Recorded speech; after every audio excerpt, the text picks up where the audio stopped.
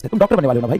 अब डॉक्टर बनने वाले को भयंकर ऑपरेशन करना होगा, तुम उसी को देख के डिमोटिवेट हो जाओगे, यार ये तो बहुत मुश्किल है। उस समय रोज अपने आप को हराना है, रोज अपने डिमोटिवेशन को, रोज अपने आलस को, रोज अपनी कामचोरी को हराना है, आगे बढ़ना है। लेकिन 500 है वो भी डिमोटिवेटेड है, जिसके 400 है वो भी डिमोटिवेटेड है, जिसके बैकलॉग नहीं हो रिवीजन के लिए डिमोटिवेटेड है। आप बहुत अच्छा कर रहे हैं, बहुत बढ़िया। लेकिन बाकी बहुत सारे बच्चे जो पढ़ रहे हैं ना, ऑलरेडी मैं बहुत वैसा हूं जो खुद भी मेहनत करता हूं और मेरे साथ जो बच्चा मेहनत करता है उसकी हालत खराब हो जाता है। और मैं ही नहीं, सारे टीचर्स ऐसे हैं। तो ऑलरेडी बहुत बच्चों की हालत एकदम टाइट है। मतलब आप मेरे पास डेटा नहीं ऑथेंटिक, मैं अंदाजा लगा सकता हूं 70-80% बच्चों का ना बैकलॉग चल रहा है इस एक ही बैच में। 70-80% बच्चों का बैकलॉग चल रहा है। तुम 20% में से हो अगर तुम्हारा बैकलॉग नहीं है तो 80% बच्चों का बैकलॉग चल रहा है। तो वही तो हम आपको समझा रहे थे पहले, नहीं बेटा हमको पता है ये दुख दर्द पेन हमें पता है, दिक्कत होती है लेक्चर लेने में, और वो भी तब जब 50-50 पेज पढ़ाया गया हो, जितने संभव थ्योरी है उसको डिटेल में एक्सप्लेन किया गया हो, और सारे PYQ कराए गए हों, उसके बाद आपको n number of question practice कराया गया हो। तो बेटा आसान नहीं है।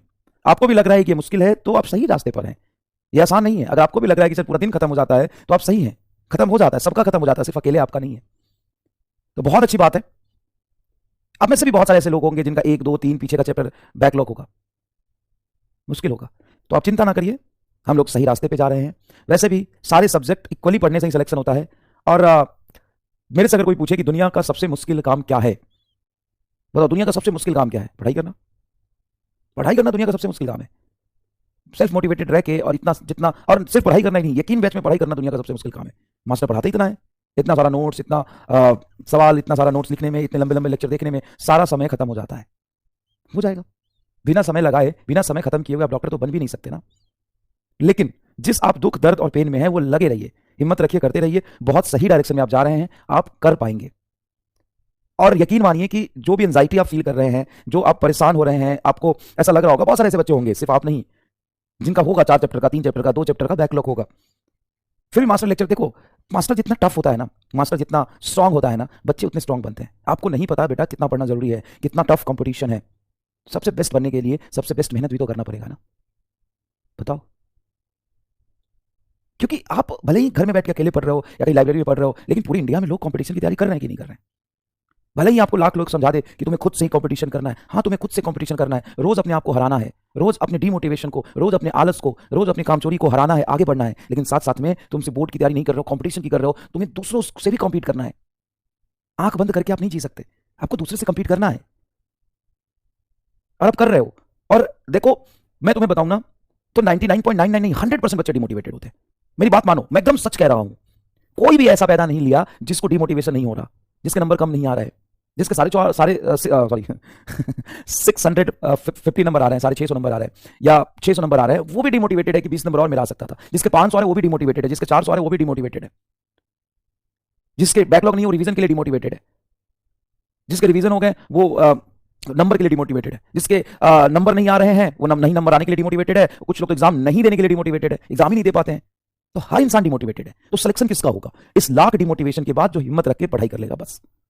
बात मानो, मुश्किल है, हम टफ बनते हैं, हम बहुत मेहनत कराते हैं। याद समझो, जितने भी बच्चे साल भर में कामचोरी करते हैं ना, सेशन एंड में या फिर नया सेशन आता है ना, तो नाम हमारा ही लेते हैं। क्यों भाई? क्योंकि उनको भी पता होता है कि यार इस बार हमको पागल की तरह पढ़ना है। स्टार्टिंग करते हैं तो सब सोचते हैं हमें पागल की तरह पढ़ना है, लेकिन इस जुनून और पागलपन को जो लास्ट तक बनाए रखता है, सिलेक्शन उसी का होता है। हाँ, अगर मान लो डिमोटिवेशन जैसी चीज ही ना हो, एंजाइटी जैसी चीज ही ना हो, तो सब लोग मोटिवेटेड रह जाएंगे, पागलपन को बना के रख लेंगे ना। तो ये सब तो रास्ते के पत्थर है, ये नेसेसरी चीज है, ये नेसेसरी चीज है बेटा, ये सबको होता है। लेकिन जो अंदर से स्ट्रांग है, देखो नीट एग्जाम सिर्फ तुम्हारे नॉलेज का टेस्ट नहीं है, नीट एग्जाम तुम्हारे टेम्परामेंट का भी टेस्ट है। तुम डॉक्टर बनने वाले हो ना भाई।